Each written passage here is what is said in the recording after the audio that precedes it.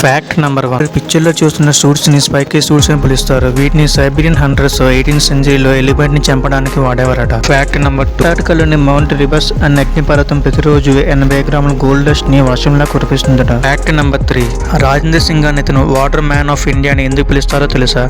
రాజస్థాన్లోని అల్వరన్ డిస్టిక్లో ఉన్న ప్రజలు నీటి సమస్య కోసం ఇబ్బంది పడుతున్నారని తెలుసుకొని అక్కడ ప్రజల కోసం కొన్ని ట్రెడిషనల్ మెథడ్స్ని ఉపయోగించి జోహద్ అనే చెక్ డ్యామ్స్ మరియు ట్యాంక్స్ని నిర్మించడం స్టార్ట్ చేశారు. దీనివల్ల రాజస్థాన్లో పూర్తిగా అంతరించిపోయిన 5 నదులు మళ్ళీ జీవం పోసుకొని 1000కు పైగా గ్రామాల్లో నీటి సరఫరా చేస్తున్నాయి. అక్కడ ఉండే కొంత మైనింగ్ మాఫియా అది నచ్చగా రాజేంద్ర సింగ్పై అటాక్ చేయడంతో 20 రోజుల వరకు కోమాలోకి వెళ్ళిపోయారు.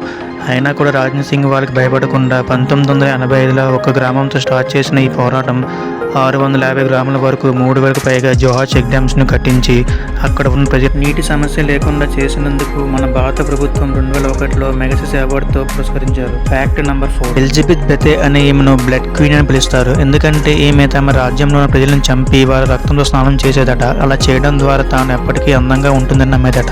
Fact number 5. రాజస్థాన్కి చెందిన పుకారామ్ అనే ఇతను రియల్ కుంభకర్ణ అని పిలుస్తారు. ఎందుకంటే ఇతను ఒకసారి పడుకుంటే కనుక 25 రోజుల వరకు పడుకుని లేవడట.